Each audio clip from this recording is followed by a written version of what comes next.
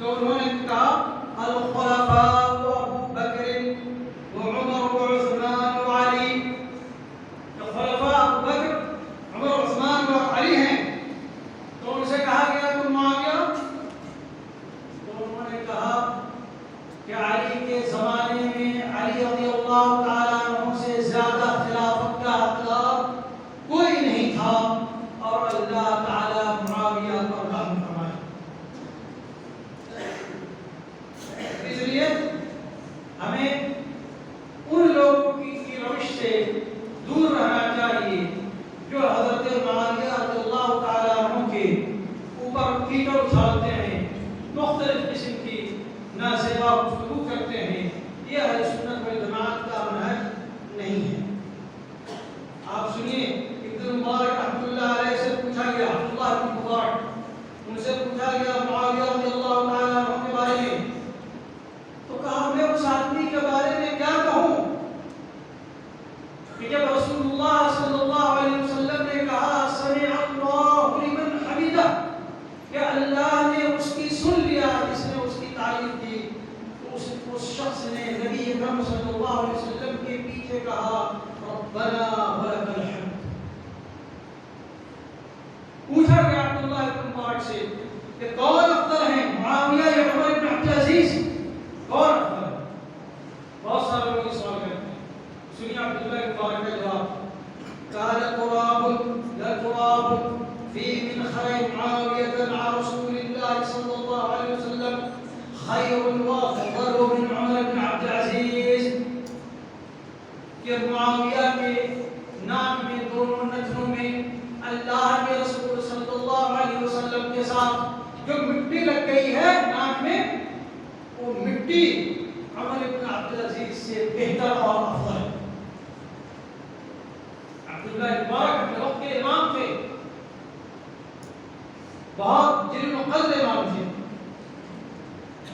معاویہ بن عمران سے پوچھا گیا کہ کون افضل ہے، معاویہ یا عمر بن عبد العزیز، تو غصہ ہو گئے اور سوال کرنے والے سے کہا کیا تجعل رجلا من الصحابة مثل رجل من التابعین، کیا آپ کسی صحابی کو کسی تابعی کی طرح بنانا چاہتے ہیں؟ معاویہ نبی اکرم صلی اللہ علیہ وسلم کے صحابی ہیں، آپ کے سالہ ہیں، اور آپ کے کاتب اور امین ہیں وحی کے سلسلے میں، یعنی اللہ کی وحی کو لکھنے والے ہیں، اس کے امین ہیں. بہرحال اس طریقے سے بہت سارے اقوال جو سلف کے اقوال معاویہ رضی اللہ تعالیٰ عنہ کے سلسلے میں آپ کو ملیں گے. اور شیخ عبد المحسن عباد رضی اللہ نے یہ ایک کتاب لکھی ہے چھوٹی سی، اخبار ابن السفید فی معاویہ خیر المؤمنین. ان کی ایک کتاب ہے چھوٹی سی، اگر کوئی پڑھنا چاہے تو مفید کتاب ہے. خاص طور سے اس زمانے میں جبکہ صحابہ کرام پر بہت سارے لوگ اپنی اوقات کو نہیں دیکھتے ہیں، صحابہ کرام کے خلاف اپنی زبان کھولتے ہیں. اب آتے ہیں تھوڑا سا لطائف الاسناد. لطائف الاسناد سند کی بہت لطیفے کے طور پر آتی ہے. اس حدیث کی سند میں دو تابعی ہیں، دونوں مدنی ہیں. دو تابعی ہیں، دونوں مدنی ہیں، دونوں قریشی ہیں، دونوں زہری ہیں. کون ہے بھائی؟ ابن شہاب اور حمید بن عبد الرحمن.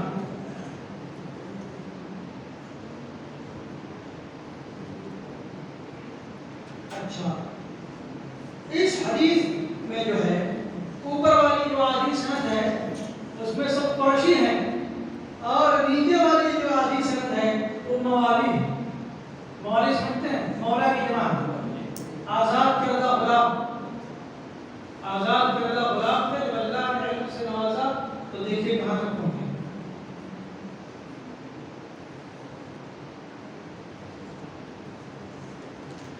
اور یہ حمید بن عبد الرحمن نے بعض روایتوں میں یہ واضح کیا ہے کہ معاویہ بن ابی سفیان رضی اللہ عنہ نے یہ حدیث منبر پر دوران خطبہ پڑھی. بہرحال یہ حدیث 3 جملوں پر مشتمل ہے اور ہر جملہ کا ایک مستقل معنی ہے. من یرید اللہ بہ خیرا یفقہہ فی الدین. یفقہہ یعنی اللہ تعالیٰ اس کو سمجھ عطا کرتا ہے، دین کی سمجھ. یہ دین کی سمجھ جو ہے یہ عقائد احکام سب کو شامل ہے، یہ پورے دین کی سمجھ ہے. اس سے عقیدہ والے بھی استدلال کر سکتے ہیں، فقہ والے بھی استدلال کر سکتے ہیں. یہ پورے دین کی فقہ کو شامل ہے. صرف احکام جو فروعی احکام اس کو کہا جاتا ہے صرف اس کو شامل نہیں بلکہ پورے دین کو شامل ہے.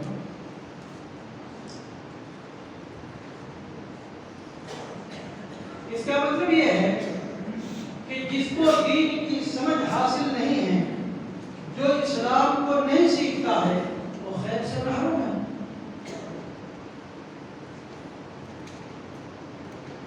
اس میں اللہ کے رسول صلی اللہ علیہ وسلم نے کہا من یرید اللہ بہ خیرا. ارادہ کی یہ اللہ تعالیٰ کو ارادہ کی صفت سے متصف فرمایا. تو اس سے کیا ثابت ہوتا ہے؟ ارادے کی صفت ثابت ہوتی ہے. اور صفات کے سلسلے میں اہل سنت والجماعت کا عقیدہ یہ ہے کہ جیسے وارد ہے ہم اس کو ثابت کریں گے، نہ ہم اس کی کیفیت بیان کریں گے، نہ اس کی تعبیر کریں گے، نہ اس میں تحریف کریں گے، اور نہ اس کی تمثیل کریں گے، نہ اس کی کوئی مثال بیان کریں گے.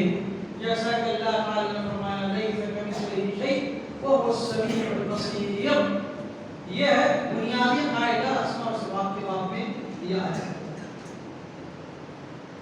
اور ارادۃ اللہ جو ہے یہ 2 قسم ہیں. ارادۃ اللہ ارادہ کونیہ قدریہ اور ارادہ شرعیہ. ارادہ کونیہ قدریہ کا کیا مطلب ہے؟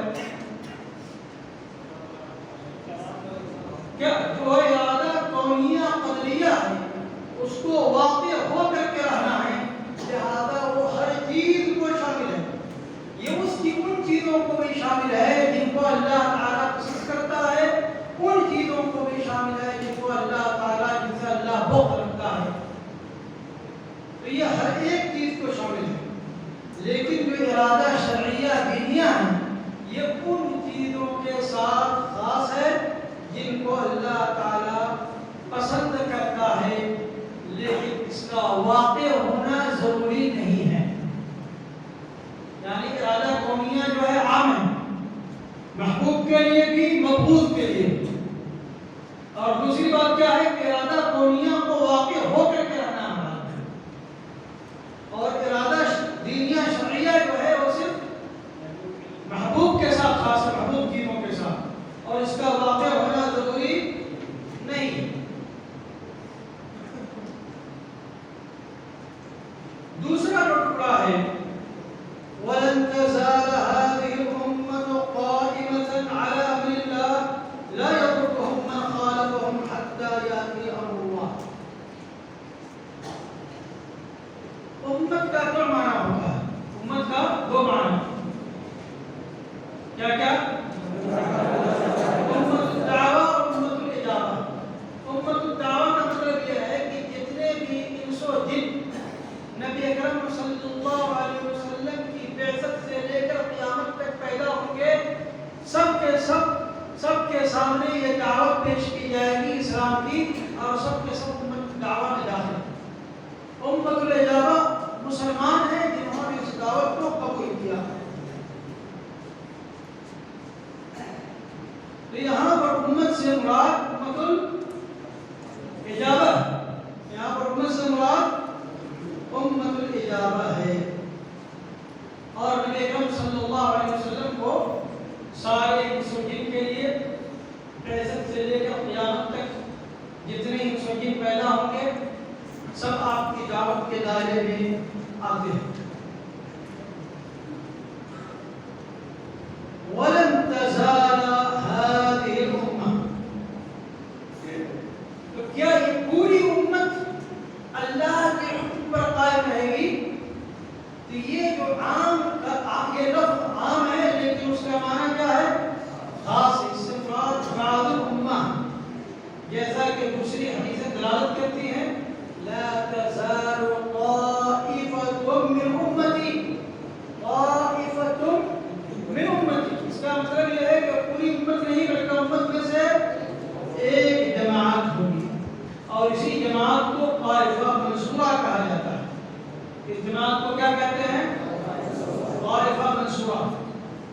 بخاری نے اپنے صحیح میں لکھا ہے کہ اس سے مراد احادیث اہل العلم بالآثار، اور احمد بن حنبل کہتے ہیں ان لم یکونوا اہل الحدیث فلا ادری من هم. یا اگر وہ اہل الحدیث نہیں ہے تو نہیں جانتے وہ کون لوگ ہیں. قاضی عیاض امام احمد کی اس بات پر لکھتے ہیں کہ احمد کی مراد اہل سنہ ہے، اور جو اہل سنہ کا عقیدہ رکھتے ہیں وہ لوگ. بہرحال یہ جماعت کیسی ہوگی؟ کن لوگوں میں ہوگی؟ امام نووی لکھتے ہیں کہ احتمال ہے کہ یہ جماعت جو ہے مومنین کی مختلف قسموں میں ہو سکتی ہے. مجاہدین میں سے بھی ہو سکتی ہے، فقہاء میں سے بھی ہو سکتی ہے، محدثین میں سے بھی ہو سکتی ہے، زہاد میں سے بھی ہو سکتی ہے، امر بالمعروف اور نہی عن المنکر کا فریضہ انجام دینے والے جو لوگ ہیں ان میں سے بھی ہو سکتی ہے. اور اس طائفہ منصورہ کا ایک جگہ اکٹھا ہونا ضروری نہیں ہے، بلکہ دنیا کے مختلف کونوں میں متفرق اور منتشر بھی ہو سکتی ہے.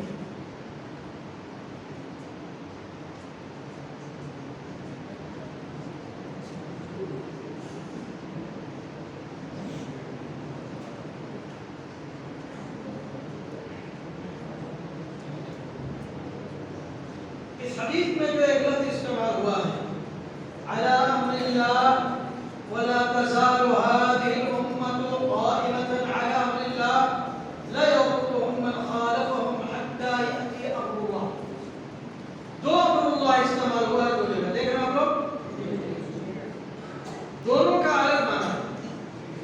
امر اللہ جو پہلا والا ہے اس سے مراد اللہ کی شریعت اور اللہ کا دین ہے، اور جو دوسرا امر اللہ جو آیا ہے حتی یأتی امر اللہ، تو اس سے مقصود اللہ تعالیٰ نے جو مقدر کر دیا ہے کہ قیامت سے پہلے آخری زمانے میں ایک ہوا چلے گی جو ہر مومن کے دل سے ایمان کو ہر وہ شخص جس کے دل میں ایمان ہوگا اس کی روح کو قبض کر لے گی.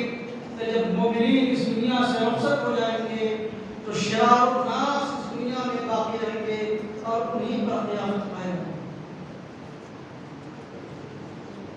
گویا کہ یہ جماعت بالکل قیامت تک باقی نہیں رہے گی، قریب قیامت تک باقی رہے گی. قرب قیامت تک. کب قرب قیامت تک باقی رہے گی؟ جب وہ ہوا چلے گی، جو ہوا مومنین کی روح کو قبض کر لے گی، اس وقت تک یہ باقی رہے گی. اس کے بعد مومنین ختم ہو جائے گی. اس لیے کہ قیامت شرار الخلق پر قائم ہوگی، اس وقت قائم ہوگی جب اس زمین میں کوئی اللہ اللہ کہنے والا باقی نہیں رہے گا.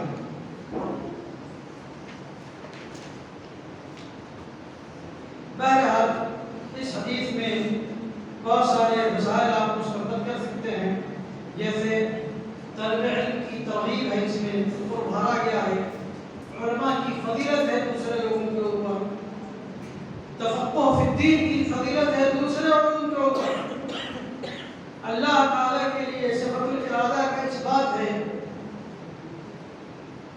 اور فقہ فی الدین یہ اس بات کی علامت ہے کہ اللہ تعالیٰ نے اس بندے کے ساتھ خیر کا ارادہ کیا ہے. لوگوں کو سنت کی طرف رہنمائی کرنا یہ مسلمانوں کا شعبہ ہونا چاہیے، اور اس امت کے لیے یہ بشارت ہے کہ یہ امت ہمیشہ حق پر قائم رہے گی. اس امت میں کوئی نہ کوئی جماعت حق پر باقی رہے گی.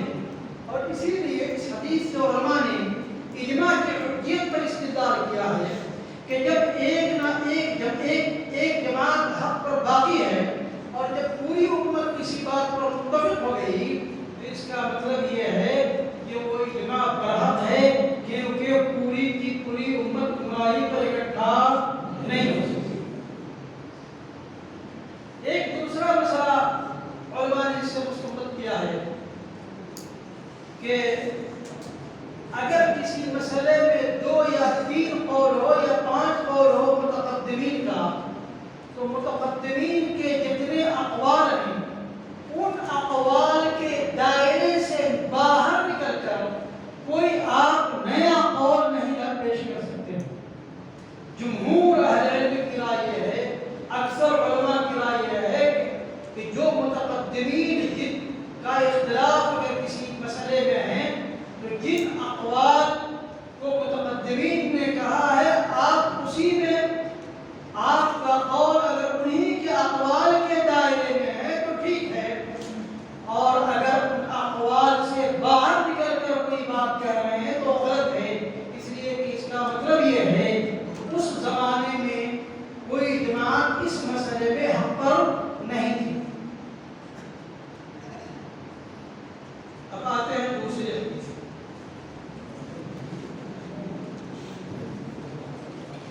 قال الإمام البخاري رحمه الله في فضل الوحي إلى رسول الله صلى الله عليه وسلم قال حدثنا عبدان قال أخبرنا عبد الله قال أخبرنا يونس عن الزهري قال حدثنا بشر بن محمد قال أخبرنا عبد الله قال أخبرنا يونس عن الزهري نحوه قال أخبرني عبيد الله بن عبد الله عن ابن عباس قال كان رسول الله صلى الله عليه وسلم أجود الناس وكان أجود ما يكون في رمضان حين يلقاه جبريل وكان يلقاه في كل ليلة من رمضان فيدارسه القرآن فلا رسول الله صلى الله عليه وسلم أجود بالخير من الريح المرسلة۔ اس حدیث کو بخاری نے 5 جگہ روایت کیا ہے، الگ الگ کتاب میں، کتاب الصیام میں، کتاب بدء الخلق میں، کتاب المناقب میں، کتاب فضائل القرآن میں، اور امام مسلم نے کتاب الفضائل میں روایت کیا ہے۔ اس میں جو ایک راوی ہے عبدان، عبدان کا نام کیا ہے؟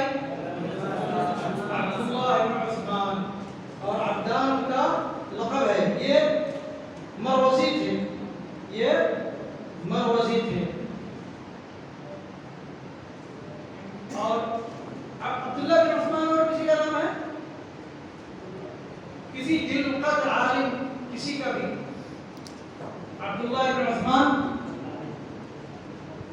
ہاں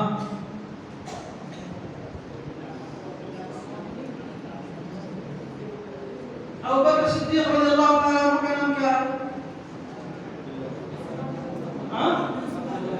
عبداللہ بن عثمان۔ ابو بکر کے والد کو لوگ ابو قحافہ کہتے ہیں، نام اصل عبداللہ بن عثمان۔ ان کے ترجمے میں آتا ہے یہ بہت خیاط قسم کے آدمی تھے اور عبداللہ بن مبارک کے خاص شاگرد تھے۔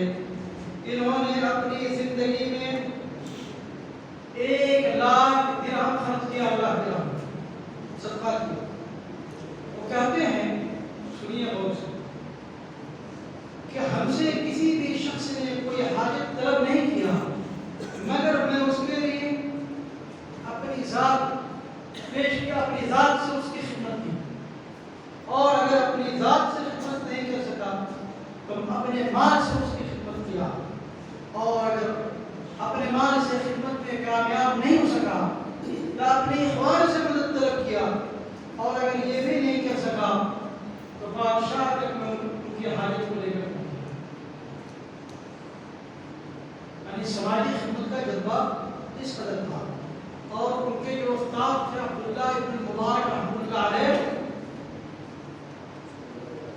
ان کے بارے میں بھی آئے گا، جن کے بخاری کے عبداللہ بن مبارک رحمۃ اللہ علیہ جو تھے،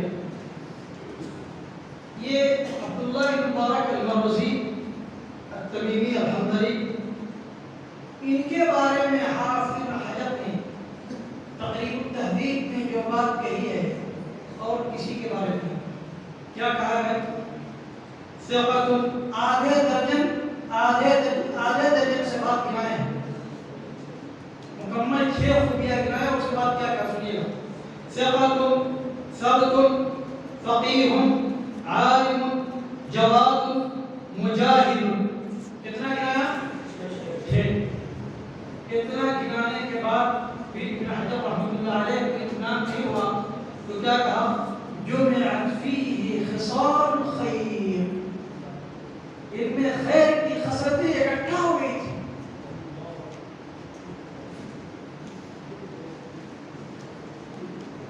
اسی لیے ابن عیینہ جو عبداللہ بن مبارک کے معاصر تھے، معروف محدث ابن عیینہ، وہ کہتے ہیں کہ میں نے صحابہ پر غور کیا تو میں نے کوئی فضیلت ایسی نہیں دیکھی جو ابن مبارک سے زیادہ ہو، سوائے اس کے کہ ان کو اللہ کے رسول کی صحبت نصیب تھی اور اللہ کے رسول صلی اللہ علیہ وسلم کے ساتھ غزوات نصیب ہوئی. بہرحال اور یونس کا ترجمہ اور زہری کا ترجمہ تو آپ نے ابھی سن لیا. اس کے بعد ہے ہا کا مطلب یہ ہا التحبیب، یعنی یہ سند پہلی جو سند ہے زہری پر روک دی گئی، اس کے بعد ہم یہاں سے ایک دوسری سند شروع کر رہے ہیں. حدثنا بشر بن محمد قال اخبرنا عبد اللہ. یہ جو بشر بن محمد ہیں یہ صرف بخاری کے رجال میں سے، بشر بن محمد صرف بخاری کے روایت میں سے. قال اخبرنا عبد الله قال اخبرنا يونس ومعمر عن الزهري نحوه. ہم رجال الاسناد کے ترجمے کے بعد یہ نحوه کو حل کرنے کی کوشش کریں گے انشاءاللہ. اور یہ معمر بن راشد الازدی ہے. زہری روایت کرتے ہیں کس سے؟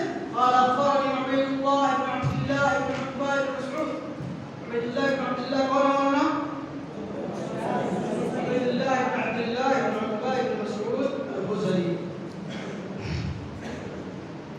یہ جو ہے فقہائے سبعہ میں سے ایک ہے. فقہائے سبعہ یہ فقہائے سبعہ تابعین میں سے ہے. مدینہ کے 7 فقہا تھے جن کو فقہائے سبعہ کہا جاتا ہے، جو علم میں سب سے فوقیت رکھتے تھے، ایک زمانے میں اکٹھا تھے، اس لیے ان کو فقہائے سبعہ کہا جاتا ہے. 6 متفق علیہ ہیں اور 7واں مختلف فی. بہرحال اگر ابن القیم رحمۃ اللہ علیہ نے جو اعلاف الموقعین میں جو شعر لکھا ہے اگر آپ اس کو یاد کر لیں تو آپ کو ہمیشہ فقہائے سبعہ یاد رہیں گے. اذا قیل من فی العلم سبعة ابحر روایاتهم لیست عن العلم خارجہ. اذا قیل من فی العلم سبعة ابحر روایتهم لیست عن العلم خارجہ. یعنی علم کے 7 سمندر کے بارے میں آپ سے جو سوال کیا جائے تو آپ کیا جواب دیں؟ فقل هم عبید اللہ عروہ قاسم سعید بن ابو بکر سلیمان خارجہ. عبید اللہ بن عبد اللہ بن عتبہ بن مسعود الحزری جوابی ہیں، عروہ بن زبیر، قاسم بن محمد بن ابی بکر الصدیق اور سعید بن مسیب اور ابو بکر بن عبد الرحمن بن حارث بن ہشام اور سلیمان بن یسار اور خارجہ بن زید بن ثابت.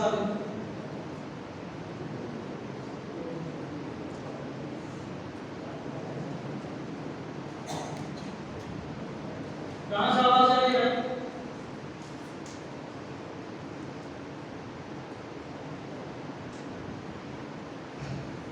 اور اس کے راوی عبداللہ بن عباس رضی اللہ تعالیٰ عنہ، عبداللہ بن عباس رضی اللہ عنہما جو نبی اکرم صلی اللہ علیہ وسلم کے چچادار بھائی ہیں، ان کو حبر الامہ کہا جاتا ہے. علم کی وسعت کی وجہ سے ان کو حبر الامہ اور ترجمان القرآن کہا جاتا ہے. انہوں نے 1660 حدیثیں روایت کیا.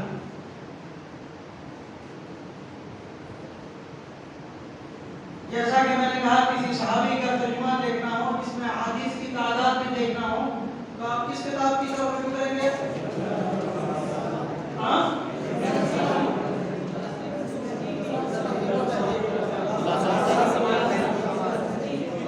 خلاصۃ الخزرج،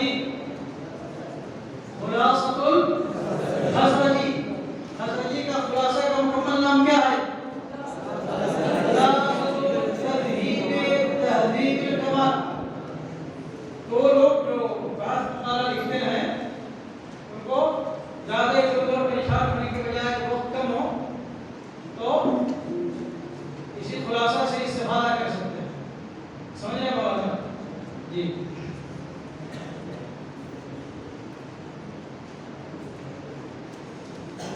اس میں جو ہے بخاری نے کہا اخبرنا یونس و معمر عن الزہری نحوہ، گویا کہ زہری کے کتنے شاگرد ہیں؟ دو. اب یہ کہہ رہے ہیں نحوہ، اس کا مطلب یہ ہے کہ ایک شاگرد کی روایت کا یہ لفظ ہے اور دوسرے شاگرد کی روایت اس کے معنی ہے. تو لفظ کس کا ہے؟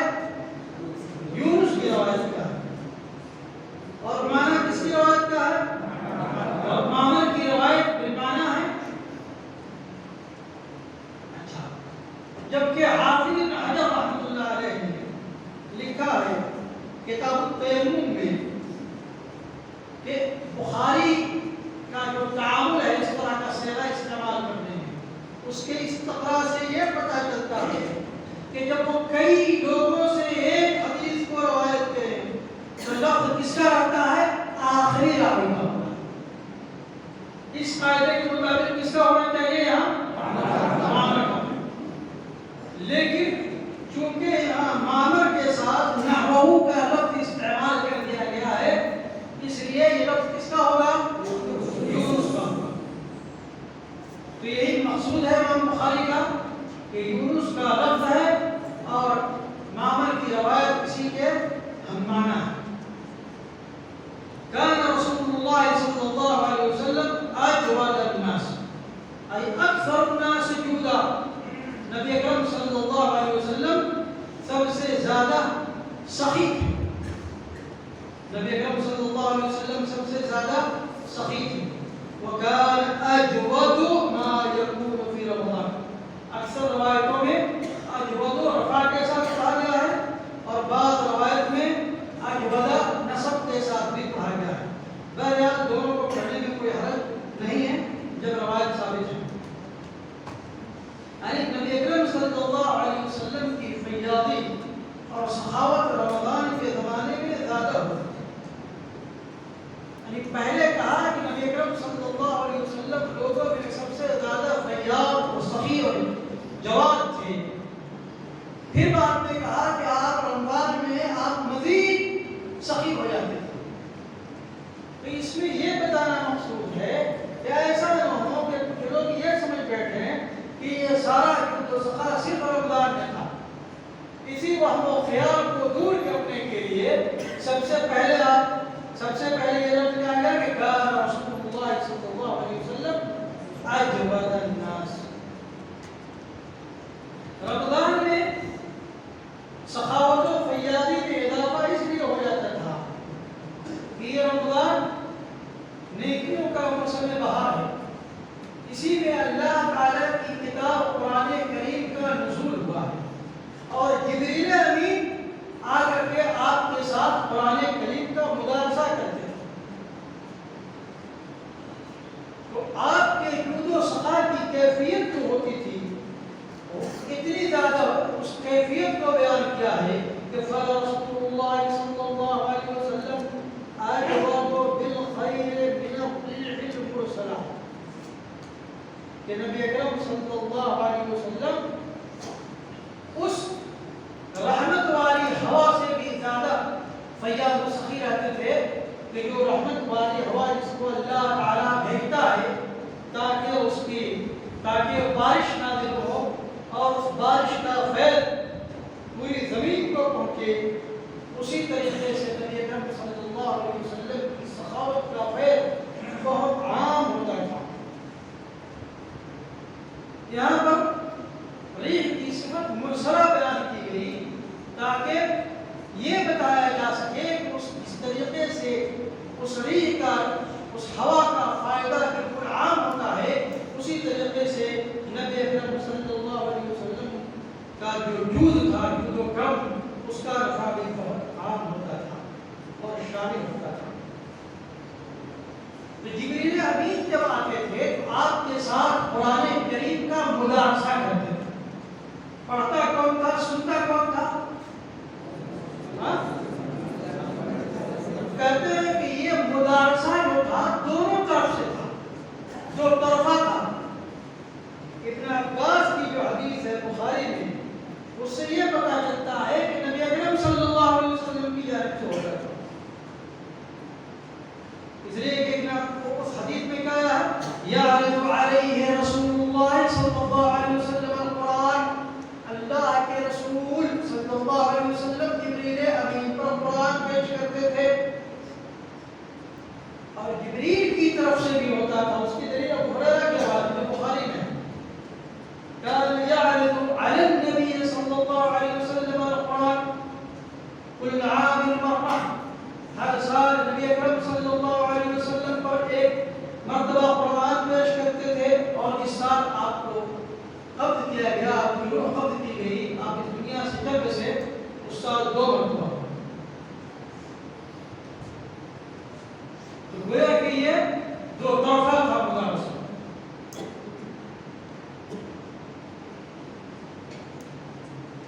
تو رمضان المبارک میں سخاوت و فیاضی کا سبق اس حدیث میں ملتا ہے خاص طور سے، اور رمضان المبارک میں قرآن کریم کی تلاوت کا اہتمام کرنا چاہیے، جیسا کہ نبی اکرم صلی اللہ علیہ وسلم کے ساتھ خاص اہتمام تھا جبریل امین کا۔ بار بار زیارت کرنے میں کوئی حرج نہیں ہے، بشرطے کہ آپ جس کی زیارت کر رہے ہیں اس پر یہ زیارت ناگوار ہو، اس لیے کہ جبریل امین ہر رات آتے تھے نبی اکرم صلی اللہ علیہ وسلم کے پاس۔ قرآن کا اطلاق اس کے کچھ ٹکڑے پر بھی ہوتا ہے اور مکمل قرآن پر بھی ہوتا ہے، اس لیے کہ جب جبریل امین قرآن کے مدارسے کے لیے آتے تھے ہر سال، تو قرآن تو مکمل نازل نہیں ہوا تھا، کہ جتنا نازل ہوتا تھا اسی کا مدارسہ کرتے تھے، جبکہ وہ مکمل قرآن نہیں تھا، اس کے باوجود اس کو قرآن سے تعبیر کیا گیا ہے۔ اس کا مطلب یہ ہے کہ قرآن کا اطلاق جو ہے پورے قرآن پر بھی ہوتا ہے اور بعض قرآن پر بھی ہوتا ہے۔ تو یہیں سے یہ پتہ چلتا ہے کہ قرآن کے درمیان آپس میں قرآن کا مدارسہ یہ تعاون علی البر کے باب سے ہے۔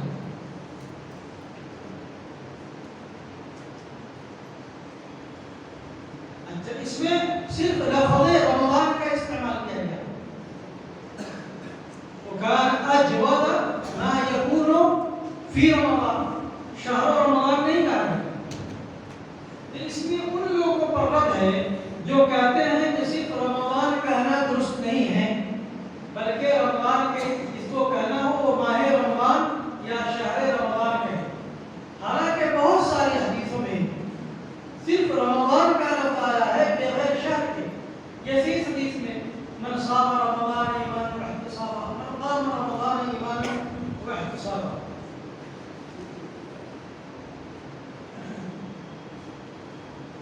تیسری حدیث کتاب التیمم کی ہے۔ قال البخاری في اول كتاب التيمم من صحيحه حدثنا محمد بن سنان قال حدثنا هشيم قال حدثني سعيد بن نضر قال اخبرنا هشيم قال اخبرنا سيار قال حدثنا يزيد وهو ابن صهيب الفقيه قال اخبرنا جابر بن عبد الله ان النبي صلى الله عليه وسلم قال اعطيت خمسا لم يعطهن احد قبلي نصرت بالرعب مسيرة شهر وجعلت لي الارض مسجدا وطهورا فايما رجل من امتي ادركته الصلاه فليصلي واحلت لي الغنائم ولم تحل لاحد قبلي واعطيت الشفاعه وكان النبي يبعث الى قومه خاصه وبعثت الى الناس عامه۔ اس حدیث کو بھی امام بخاری رحمۃ اللہ علیہ نے کتاب التیمم میں وارد کیا اور مسلم نے بھی حدیث کا روایت کیا، گویا کہ حدیث متفق علیہ۔ اس کے راوی جو بخاری کے استاد ہیں محمد بن سنان ہیں، محمد بن سنان الباہلی البصری، اور دوسری سند میں جو ہے وہ استاد سعید بن نضر البغدادی، اور جو تیسرا راوی ہے وہ ہشیم بن بشیر، ہشیم بن بشیر السلمی الواسطی۔ یہ ثقۃ ثبت ہیں، لیکن ان پر ایک چیز یہ ہے، اشکال یہ ہے کہ وہ تدریس کیا کرتے ہیں، کثیر التدریس۔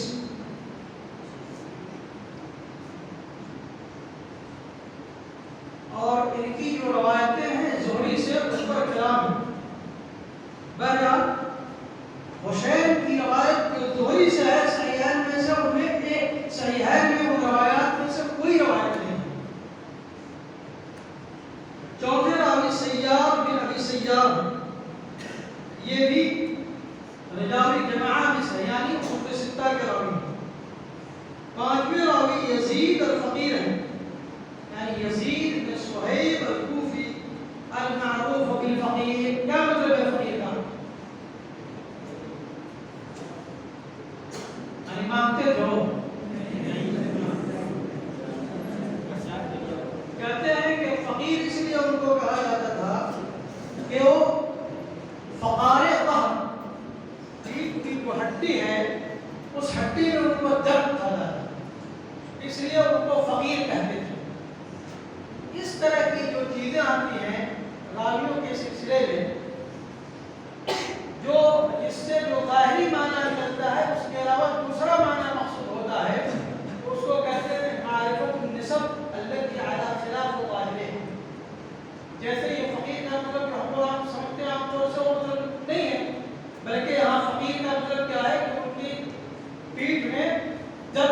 فقال ظهر میں ان کو درد تھا. اسی طریقے سے ایک راوی ان کی کنیت ان کا جو لقب پڑ گیا اس سے بھی زیادہ خطرناک ہے. عبد الکریم الضال. ضال کا مطلب کیا ہوتا ہے؟ گمراہ. یہ کیا وہ گمراہ تھے؟ نہیں. مکہ کے راستے میں بھٹک گئے تو یہ ان کا لقب ہو گیا. تو اس کو کہتے ہیں معرفت النسب الذی علی خلاف الظاہر.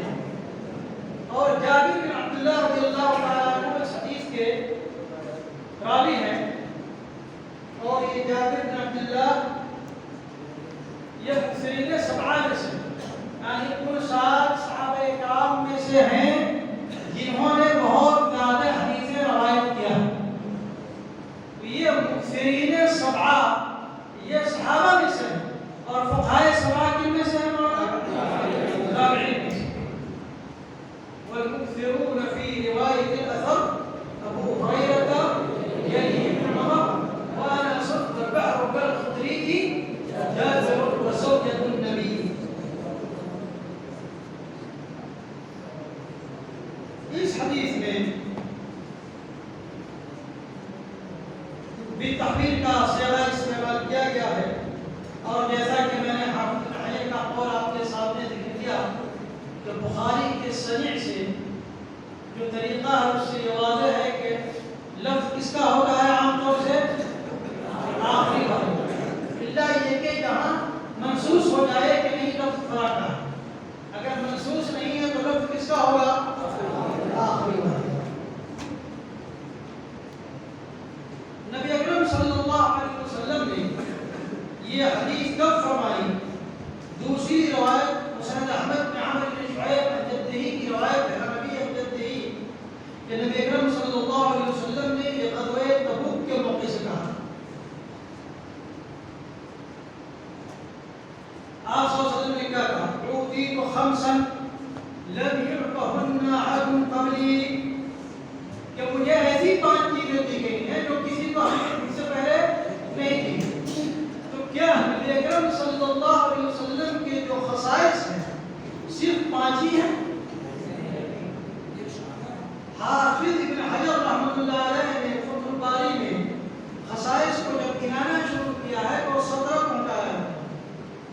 اور انہوں نے کہا کہ جو اس پر غور کرے گا تلاشے گا وہ اس سے زیادہ اس کو مل سکتا ہے.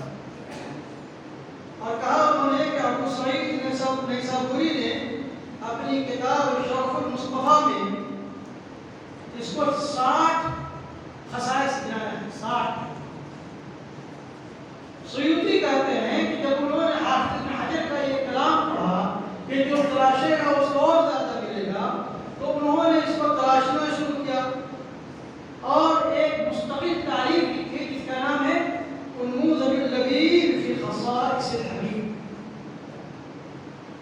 انہوں نے اس کو 2 قسموں میں تقسیم کیا ہے خصائص کو. ایک وہ خصوصیتیں وہ امتیازات جو آپ کو دیگر انبیاء کرام کے مقابلے میں ملی ہیں یعنی وہ خصوصیتیں جو دیگر انبیاء کو نہیں ملی اور نبی اکرم صلی اللہ علیہ وسلم کو خصائص ملے. دوسری وہ خصوصیتیں ہیں جو نبی اکرم صلی اللہ علیہ وسلم کو امت محمدیہ کے مقابلے دی یعنی امت میں سے کسی کے اندر وہ خصوصیت نہیں پائی جائے گی صرف آپ صلی اللہ علیہ وسلم میں یہ خصوصیت پائی جائے گی. اور دونوں طرح کے دونوں قسم کے خصائص کی تعداد 1000 سے زیادہ ہے.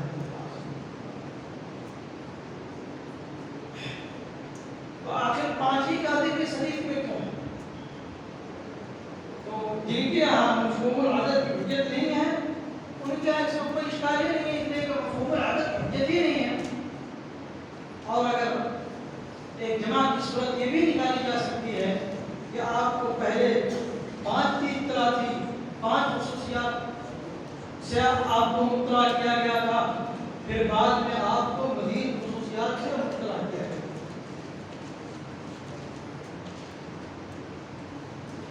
یہ خصوصیات کیا ہے آپ صلی اللہ علیہ وسلم کی؟ نصیب کو پہلی خصوصیت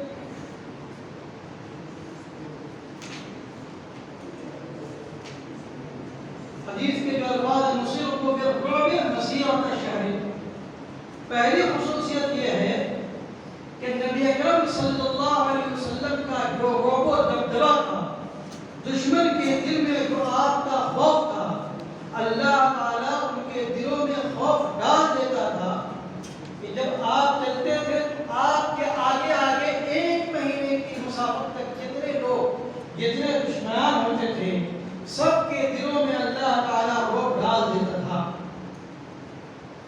جیسا کہ حافظ عراقی نے اس کی تفسیر کیا ہے۔ وَجُعِلَتِ الْأَرْضُ مَسْجِدًا، اور میرے لیے پوری روئے زمین سجدہ گاہ بنائی گئی۔ اس کا مطلب یہ ہے کہ مسلمان پوری روئے زمین میں جہاں بھی چاہے نماز پڑھ سکتا ہے۔ صرف اس سے کس کو مستثنیٰ کیا جائے گا؟ صرف اس سے 2 طرح کی جگہوں کو مستثنیٰ کیا جائے گا۔ ایک وہ جگہ جس کی نجاست کا آپ کو یقین ہو جائے، ایک وہ جگہ جس کی نجاست کا آپ کو یقین ہو کہ یہ جگہ یقینی طور پر ناپاک ہے، اور دوسری وہ جگہ جس پہ نماز پڑھنے سے اللہ کے رسول صلی اللہ علیہ وسلم نے منع کیا۔ اس کے علاوہ آپ زمین کے ہر حصے میں نماز پڑھ سکتے ہیں، آپ کو جہاں نماز مل جائے وہاں نماز پڑھی، یہ نہیں کہ نہیں معلوم یہ زمین پاک ہے یا ناپاک، نہیں۔ جب تک آپ کو یہ یقین نہیں ہو جائے کہ یہ زمین ناپاک ہے، اس وقت تک یہ زمین پاک ہے، آپ کے لیے وہاں نماز پڑھنا جائز ہے۔ تو اصل کیا ہے زمین میں؟ پاک ہے، جب تک کہ آپ کو اس کی نجاست کا یقین نہ ہو جائے۔ اچھا، اس خصوصیت، یہ جو خصوصیت ہے، اس خصوصیت کا کیا مطلب ہے؟ اس خصوصیت کا مطلب یہ ہے کہ سابقہ قومیں اپنی عبادت، مخصوص عبادت گاہوں میں عبادت کیا کرتی تھی، ان کے لیے اس بات کی رخصت نہیں تھی کہ وہ زمین اپنی خاص عبادت گاہوں سے باہر عبادت کریں۔ مسجدوں و طہورا، طہورا کا مطلب یہ ہے کہ پاک کرنے والا، یعنی خود پاک ہو اور دوسرے کو پاک کرنے کی صلاحیت رکھتا ہو، یہ بھی آپ صلی اللہ علیہ وسلم کی خصوصیت ہے۔ گویا کہ اس روئے زمین پر جتنے اجزاء ہیں آپ کسی بھی چیز سے تیمم کر سکتے ہیں، گرچہ بعض لوگوں نے تیمم کو تراب کے ساتھ خاص کیا، مٹی کے ساتھ۔ آپ اگر کسی ایسی جگہ پہ جہاں پر صرف ریت، اس سے بھی تیمم کر سکتے ہیں۔ جمہور اہل علم کے نزدیک زمین کے تمام اجزاء سے تیمم آپ کر سکتے ہیں۔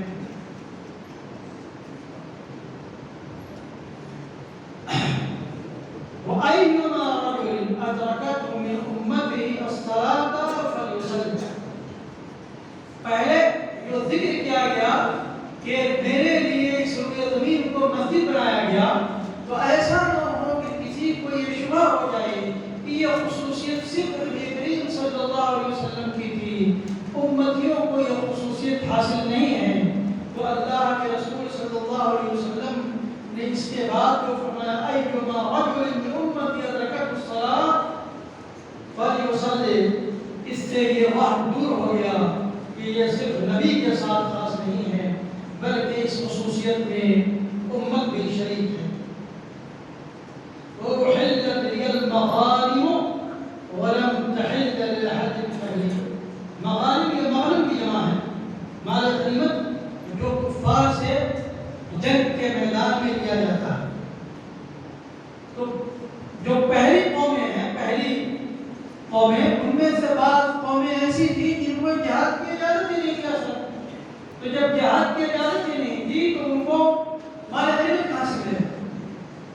دوسری ایسی قومیں ہیں جن کو جہاد کی اجازت تھی لیکن ان کے لیے مال غنیمت کا کھانا جائز نہیں تھا، تو اس امت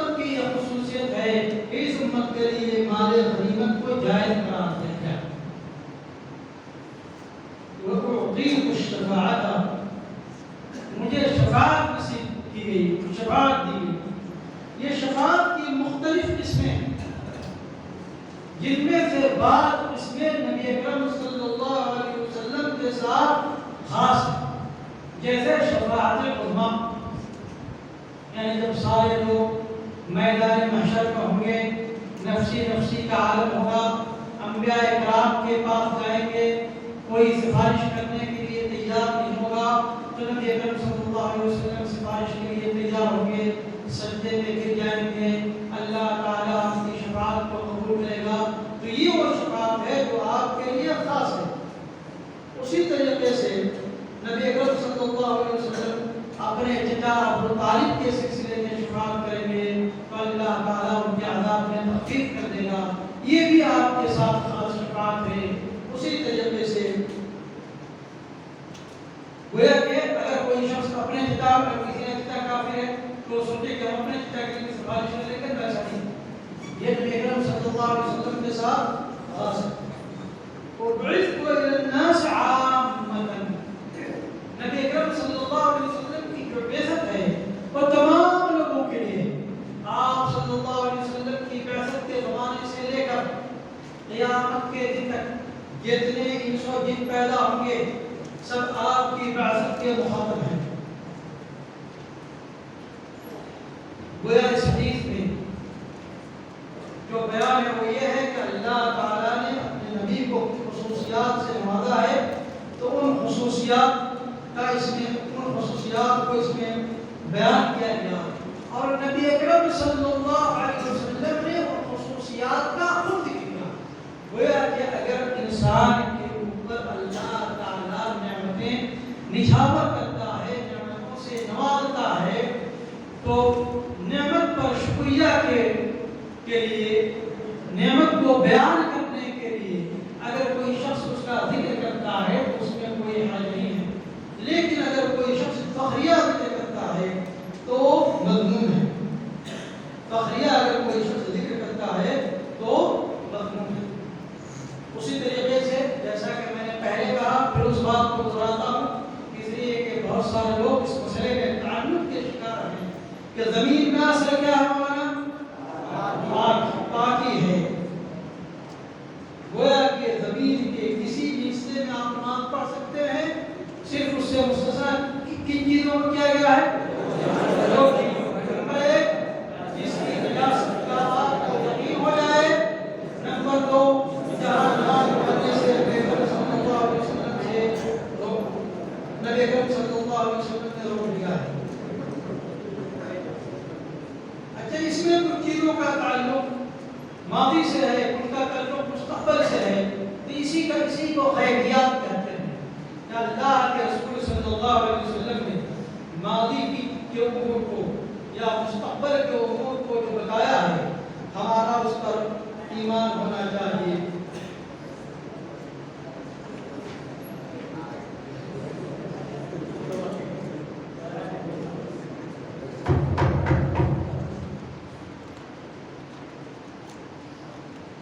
الحديث الرابع، قال الإمام البخاري في كتاب الكفارة: حدثنا أبو عاصم عن يزيد بن أبي عبيد عن سلمة بن الأكوع۔ یہ سند دیکھیے، ابو عاصم جو ہے یہ ابو عاصم النبی الضحاک بن مخلد، ان کے ترجمے میں انہوں نے خود ایک بات ذکر کیا ہے، وہ کہتے ہیں کہ ولدت أمي في سنة 10 و100، کہ میری اماں کی پیدائش 110 ہجری میں ہوئی، وہ ولدت سنتين وعشرين و100، اور میری پیدائش 122 ہجری میں ہوئی۔ کتنے کا فرق ہوا ماں اور بیٹے کے عمر میں؟ 12 سال بس۔ کہتے ہیں اس کے بعد بیان کرتے ہیں یعنی ولدتنی امی فی سنة 10 سنة، کہ جب میں پیدا ہوا کہ میری والدہ کی عمر 12 سال تھی۔ یہ یزید بن ابی عبید الحجازی، یہ سلمہ ابن اکوع کے غلام مولا ہیں، اور سلمہ ابن اکوع یہ نہایت بہادر صحابی ہیں جو تیر انداز تھے، ان کی یہ روایت یہاں اس حدیث پر آپ غور کیجئے کہ اس میں کتنے راوی ہیں بھائی؟ تین. جس حدیث میں صرف 3 راوی ہو اس کو کیا کہیں گے؟ ثلاثیات. یعنی یہ جو ثلاثیات ہم کہہ رہے ہیں اس میں جو مصنف کا شمار ہوگا نبی اکرم صلی اللہ علیہ وسلم کا شمار ہوگا. مصنف کے درمیان اور نبی اکرم صلی اللہ علیہ وسلم کے درمیان کتنے راوی ہوں گے؟ 3. اس لیے اس کو ثلاثیات کہتے ہیں. تو یہ جو ثلاثیات ہے مولانا،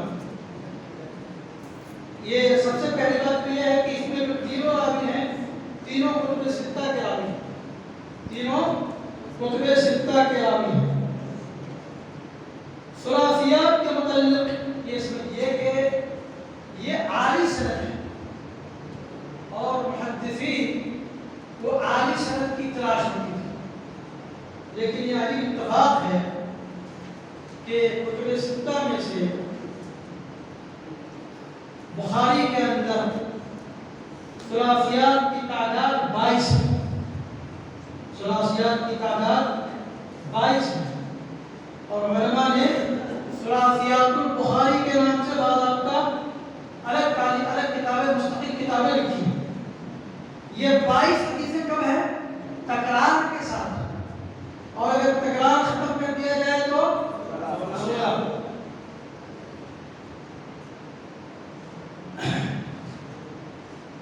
جامع ترمذی میں صرف ایک ثلاثی روایت بس. کتنی روایت مولانا؟ ایک ثلاثی روایت اور وہ بھی روایت ضعیف. سنن ابن ماجہ میں 5 روایتیں، 5 ثلاثیات اور 5 روایتیں ایک ہی سند سے. 5 روایتیں کتنے سند سے مولانا؟ ایک سند سے. اور اس سند میں 2 ضعیف راوی.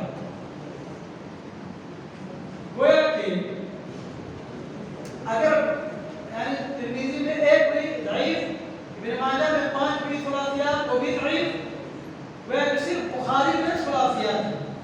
اب ان 3 کتابوں کے علاوہ صحیح مسلم میں، سنن ابی داؤد میں، سنن نسائی میں کوئی بھی روایت ثلاثیات میں سے نہیں ہے، بلکہ ان کے نزدیک ان کی یہاں جو روایتیں ہیں وہ سب سے اعلیٰ روایت رباعیات. اس حدیث کا جواب پڑھیے کیا ہے؟ ان النبي صلی اللہ علیہ وسلم اتي بجنازة ليصلي عليها. نبی اکرم صلی اللہ علیہ وسلم کے پاس ایک جنازہ لایا گیا تاکہ آپ جنازے کی نماز پڑھا دیں. تو آپ نے پوچھا کیا اس پر قرض ہے؟ تو صحابہ کرام نے کہا نہیں. تو آپ نے اس کے جنازے کی نماز پڑھائی. دوسرا جنازہ لایا گیا اور کہا اس پر قرض ہے؟ کہا ہاں. تو کہا ٹھیک ہے تم لوگ اپنے ساتھی کی نماز جنازہ پڑھو. ابو قتادہ رضی اللہ تعالیٰ عنہ نے کہا کہ اللہ کے رسول ان کا جو قرض ہے میرے ذمہ میں اس کو ادا کروں گا. تب جا کر آپ صلی اللہ علیہ وسلم نے نماز جنازہ پڑھائی. گویا کہ اس میں 2 شخص کا ذکر ہے. ایک شخص وہ ہے جس پر کوئی قرض نہیں، دوسرا شخص وہ ہے جس پر قرض ہے. سلمہ بن الاکوع رضی اللہ تعالیٰ عنہ کی جو روایت ہے کتاب الحوالہ میں، اس میں 3 جنازے کا ذکر ہے. روایت سلمہ بن الاکوع ہے کہ ایک شخص پر قرض ہی نہیں تھا تو آپ نے اس کے جنازے کی نماز پڑھائی. دوسرا جنازہ ایسا تھا کہ اس پر قرض تھا لیکن اس نے اتنا مال بھی چھوڑا تھا جس سے وہ قرض ادا ہو جائے. تو آپ نے اس کی بھی نماز جنازہ پڑھائی. قرض تو تھا لیکن اس نے اتنا مال بھی چھوڑا تھا تو قرض ادا ہو سکے. تیسرا وہ شخص تھا، تیسرا جنازہ ایسا تھا جس نے قرض تو لیا تھا لیکن مال نہیں چھوڑا تھا. تو آپ نے کہا کہ اپنے ساتھی کی نماز جنازہ پڑھ. اس حدیث سے کئی مسائل مستنبط ہوتے ہیں، مختصر ہم ان کا ذکر کرتے ہیں. سب سے پہلی بات تو یہ ہے کہ نبی اکرم صلی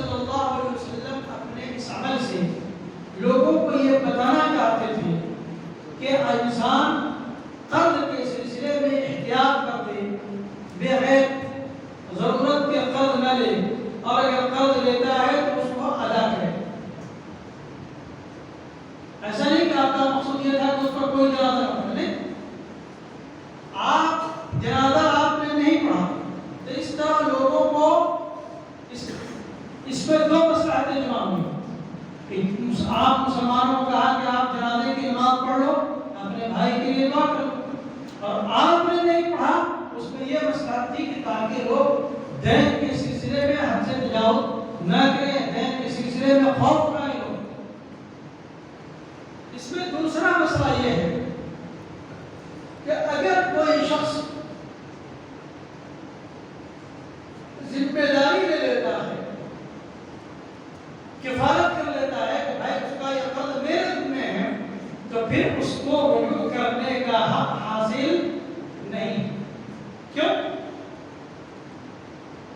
کیونکہ اگر اس کو رجوع کرنے کا حق حاصل ہوتا تو ابو قتادہ رضی اللہ تعالیٰ عنہ نے جو یہ کفالت قبول کیا تو اس کا کوئی فائدہ نہیں تھا، ہو سکتا ہے بعد میں رجوع کر لیں۔ اس لیے اہل علم نے کہا ہے کہ کفیل کو پھر رجوع کرنے کا حق حاصل نہیں ہے۔ اس لیے امام بخاری نے اس پر جو باب باندھا ہے کتاب الکفالہ میں کہا ہے باب من تکفل عن میت دینا فلیس له ان یرجع۔ اگر کوئی کسی میت کی دین کی کفالت لیتا ہے، ذمہ داری اٹھاتا ہے، تو اس کو اس میں رجوع کرنے کا حق حاصل نہیں ہے۔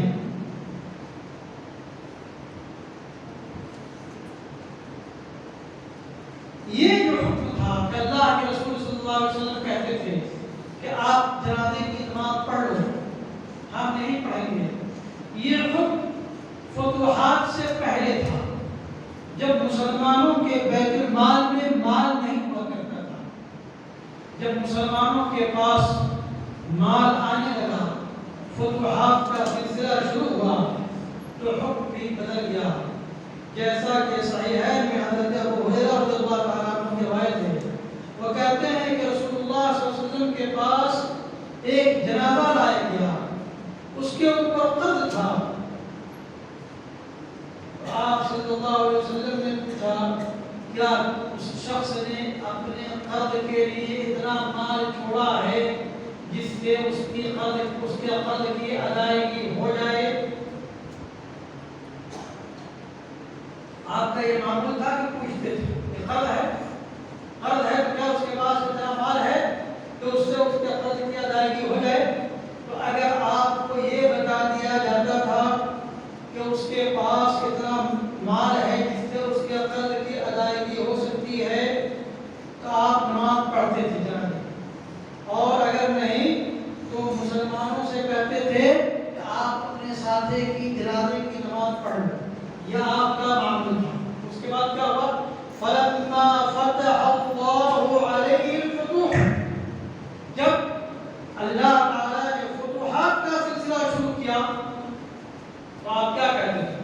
أَنَا أَوْلَى بِالْمُؤْمِنِينَ مِنْ أَنفُسِهِمْ فَمَنْ تُوفِّيَ مِنَ الْمُؤْمِنِينَ فَتَرَكَ دَيْنًا فَعَلَيْهِ قَضَاؤُهُ وَمَنْ تَرَكَ مَالًا فَلِوَرَثَتِهِ، کہ جس نے جو بھی مسلمان انتقال کر گیا اور اس نے مال اور اس کے اوپر قرض ہے اور اس کی وفا کرنے کے لیے اس کے پاس مال نہیں ہے، قرض کی بھرپائی کے لیے اس کے پاس مال نہیں ہے، تو اس کا قرض میرے ذمہ ہے، میں ادا کروں۔ اس کا مطلب یہ ہے کہ اس کے بعد آپ صلی اللہ علیہ وسلم ایسا نہیں کہتے تھے کہ نماز جنازہ پڑھو، آپ اس کا قرض ادا کرتے تھے اور کہتے تھے کہ اگر مال چھوڑا ہے تو یہ اس کے ورثہ کی۔ تو یہ جو حکم تھا نبی اکرم صلی اللہ علیہ وسلم کا، یہ جو طریقہ تھا کہ آپ نماز پڑھنے کے لیے اپنے صحابہ کرام کو کہہ دیتے تھے، آپ نہیں پڑھتے تھے، کہ یہ منسوخ ہو گیا۔ یہ کیا ہو گیا؟ منسوخ ہو گیا، جیسا کہ حازمی نے بیان کیا۔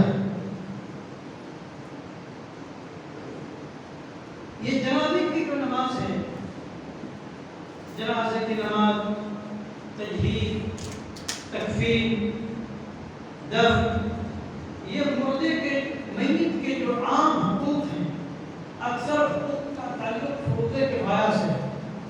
فروض کفایہ کا مطلب کیا ہے؟ اگر امت کے کچھ لوگ اس کو ادا کر دیتے ہیں تو باقی کی طرف سے کافی ہو جائے گا۔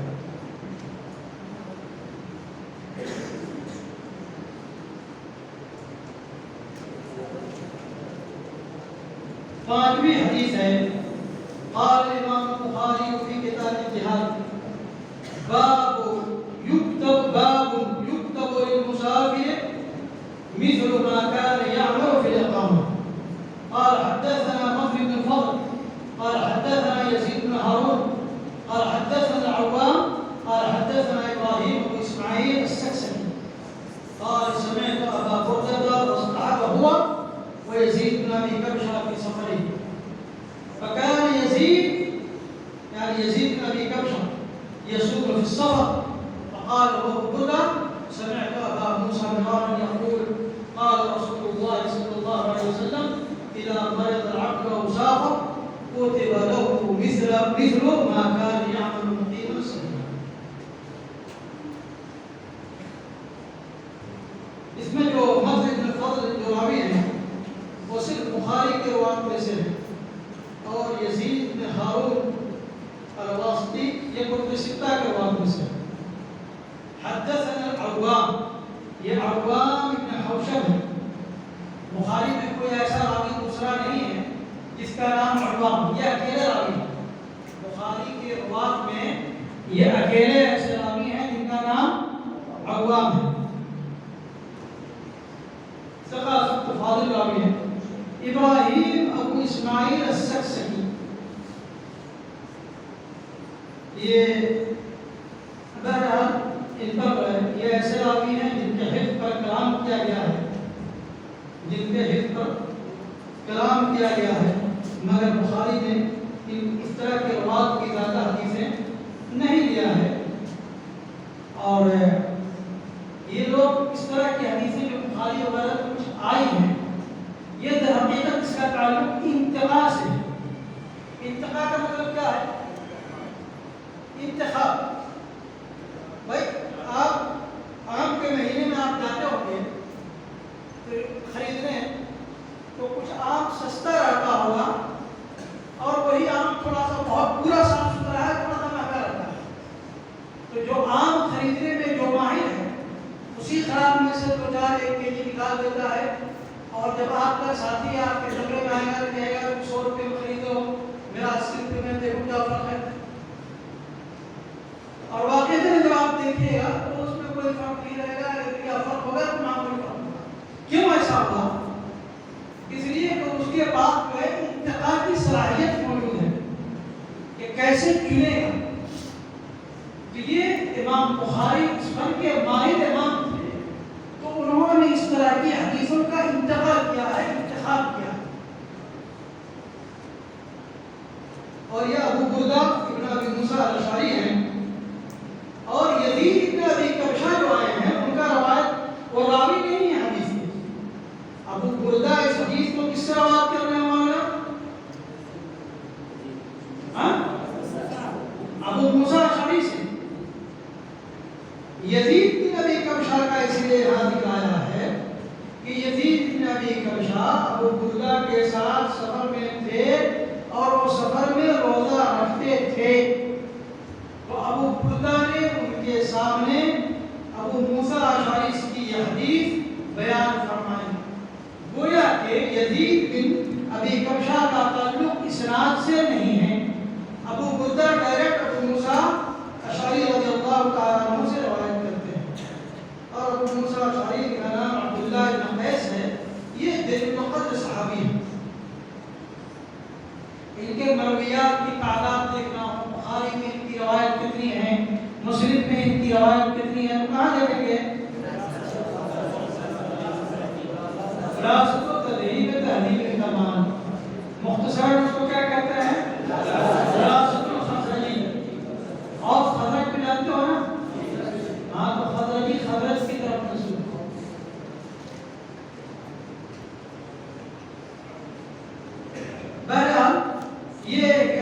حدیث ہے جس پر امام دارقطنی نے نقل کیا ہے، تو ہم نے آپ کو شروع میں بتایا کہ حافظ ابن حجر نے تحقیق قبول کے دائرے سے دو چیزوں کو مستثنا کیا ہے۔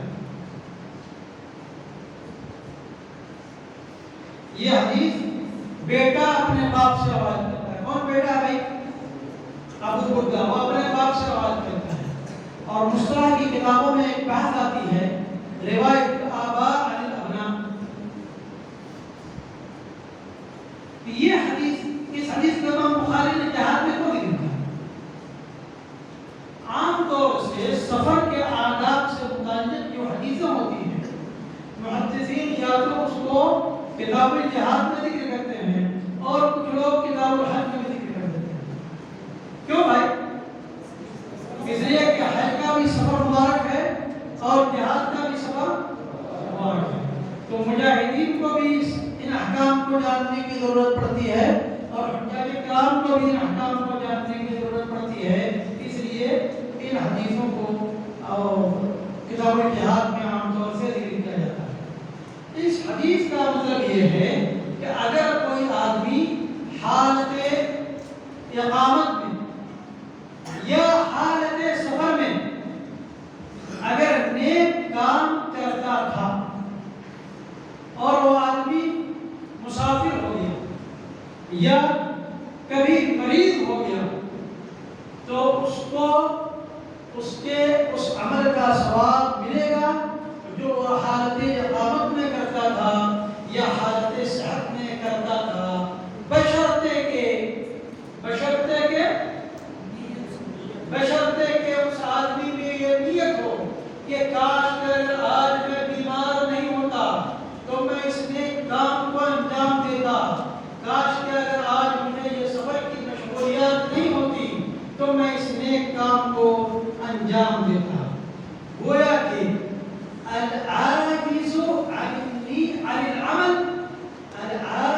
عن العمل مع النية ينزل منزلة العامل في الثواب۔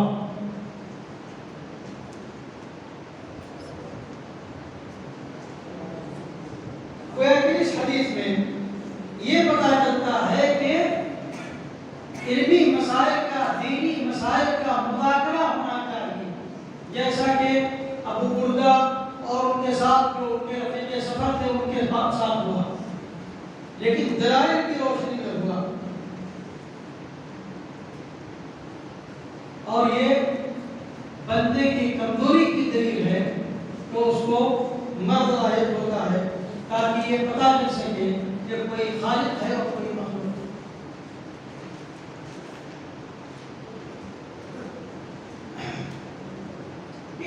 کچھ لوگ کہتے ہیں کہ اگر کوئی آدمی عذر کی بنیاد پر جماعت چھوڑ دیتا ہے، عذر کی بنیاد پر کوئی آدمی جماعت چھوڑتا ہے، تو کہتے ہیں کہ اس آدمی کے حق میں کراہیت ثابت ہو جائے گی اور اس کو جماعت چھوڑنے کا گناہ نہیں ملے گا مگر ثواب نہیں ملے گا۔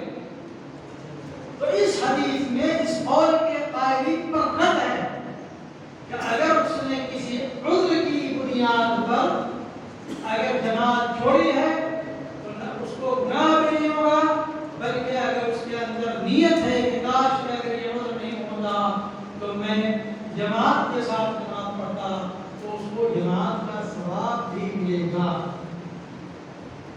اس لیے ایک حدیث میں آتا ہے ان بالمدینۃ اقوام ما سرتم مسیرا ولا قطعتم وادیا الا كانوا معكم حبسهم العذر۔ کہ مدینے میں ایک قوم ایسی ہے کہ آپ مجاہدین ہیں، کسی وادی میں بھی چلتے ہیں تو ان کا دل مدینے میں رہنے والے لوگوں کا دل مجاہدین کے ساتھ ہوتا ہے، انہیں عذر نے روک دیا، عذر کی وجہ سے وہ بیچارے مدینہ میں رکے ہوئے۔ گویا کہ چونکہ اس بندے کے اندر نیت ہے کہ کاش کہ یہ عذر نہیں ہوتا تو میں یہ نیک کام کرتا، تو ایسے لوگوں کو کیا ملے گا؟ ثواب ملے گا۔ تو شیخ نے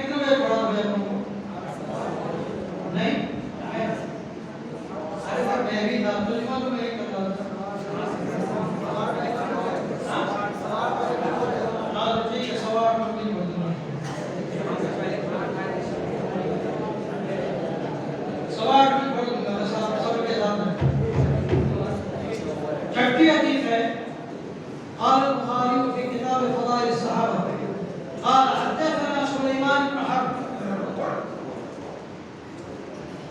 قال حدثنا حماد بن زيد عن ثابت عن انس. کتنے راوی ہیں سند میں؟ 4 روایات میں سے. اور بخاری نے اس حدیث کو اپنی کتاب میں 4 جگہ روایت کیا. بہرحال تو اس میں جو راوی ہیں سلیمان بن حرب، یہ بہت معروف راوی ہیں، یہ ازدی ہیں، ثقاف حافظ راوی ہیں. اور حماد بن زید بھی یہ کافی پختہ حفظ والے راوی تھے. اور 2 حماد کا علاقہ ہے اکثر جگہوں پہ، روان حمادان، روان حمادین. تو حمادان سے مراد کون ہے؟ حماد بن زید اور حماد بن سلمہ. تو حماد بن زید کی روایت بخاری میں تو ہے، مگر حماد بن سلمہ کی روایت تعلیقاً، حماد بن سلمہ کی روایت تعلیقاً. دوسرے راوی ہیں، تیسرے راوی ہیں ثابت بن اسلم البنانی. انہوں نے انس بن مالک رضی اللہ تعالیٰ عنہ سے روایت کیا ہے، کہتے ہیں کہ انہوں نے انس بن مالک کو 40 سال تک لازم پکڑا. انس بن مالک کی صحبت میں کتنے سال رہے مولانا؟ 40 سال. اور چوتھی جو راوی ہے صحابی حدیث انس بن مالک رضی اللہ تعالیٰ عنہ ہیں، وہ بھی کن راوی میں سے ہیں؟ اس حدیث میں جو 4 راوی ہیں، چاروں کے چاروں راوی بصری ہیں. اس کو کیا کہیں گے؟ مسلسل بالبصری. اور یہ چاروں راوی ایسے ہیں جن کی روایتیں کتب ستہ میں ملتی ہیں. بلکہ یہ عجیب اتفاق ہے کہ ان راویوں کی جو عمر ہے اسی ترتیب سے. انس بن مالک کی عمر جو ہے 100 سے زیادہ ہے. ثابت بنانی کی عمر 86 سال. جیسے جیسے راوی نیچے آتا جا رہا ہے عمر گھٹتی جا رہی ہے. انس بن مالک کی عمر 100 سال سے اوپر، ثابت بنانی کی عمر 86 سال، حماد بن زید کی عمر 81 سال، سلیمان بن حرب کی عمر 80 سال. جیسے جیسے راوی نیچے آتے گئے ہیں ویسے ویسے. یہ جو آدمی تھا اس نے سوال کیا اللہ کے رسول صلی اللہ علیہ وسلم سے کہ اللہ کے رسول قیامت کب قائم ہوگی؟ تو آپ نے اس کا جواب نہیں دیا، بلکہ پوچھا قیامت کے لیے آپ کی تیاری کیا ہے؟ یہ اسلوب حکیم ہے کہ سوال کرنے والا اگر کوئی آپ سے سوال کرے تو آپ اس کو اس سے اہم بات کی طرف اس کو اس کی توجہ دلا دیجیے. تو آپ نے فرمایا، اس آدمی نے کہا کہ کوئی چیز نہیں سوائے اس کے کہ میں اللہ اور اس کے رسول سے محبت کرتا ہوں. تو آپ صلی اللہ علیہ وسلم نے کہا کہ انسان آپ اسی کے ساتھ ہوں گے جس سے آپ محبت کرتے ہیں. انس بن مالک کہتے ہیں فما فرحنا بشيء فرحنا بقول النبي صلی اللہ علیہ وسلم انت ما من احببت، کہ انت ما من احببت. تو آپ نے کہا، کہتے ہیں کہ ہم کو اتنی خوشی ہوئی جتنی خوشی کبھی نہیں ہوئی تھی. انس رضی اللہ تعالیٰ عنہ کہتے ہیں میں بھی نبی کریم صلی اللہ علیہ وسلم سے محبت کرتا ہوں اور ابوبکر صدیق عمر صدیق رضی اللہ عنہ. اور مجھے امید ہے کہ میری محبت، میں اپنی محبت کی وجہ سے ان کے ساتھ ہوں گا، گرچہ میں ان کے جیسا کام نہیں کرتا. یہ جو آدمی سوال کرنے والا تھا، بعض روایتوں میں آتا ہے کہ یہ اس کا نام ذوالخویسرہ، اور دارقطنی کی روایت میں ہے کہ اس آدمی نے سوال کیا اور سوال کرنے کے بعد وہیں جا کر کے مسجد میں پیشاب کرنے لگا. دارقطنی کی روایت میں اس کا بیان ہے. یہ جو لفظ ہے انت مع من احببت یا المرء مع من احب، آپ ابن کثیر میں لکھا ہے کہ یہ ٹکڑا جو ہے یہ متواتر کے درجے تک پہنچتا ہے. تو اس میں جو یہ کہا گیا ہے کہ ہم کو اللہ کے رسول صلی اللہ علیہ وسلم کے اس قول سے جو خوشی ہوئی تھی اتنی خوشی کبھی نہیں. تو کیا اسلام پر بھی اتنی خوشی نہیں ہوئی تھی؟ تو در حقیقت اس کو حدیث کو سمجھنے کا صحیح طریقہ یہ ہے کہ آپ اس کی مختلف روایتوں کو جب جمع کریں گے تو آپ کو صحیح بات سمجھنا ہے. اس لیے مسلم کی روایت میں فما فرحنا بعد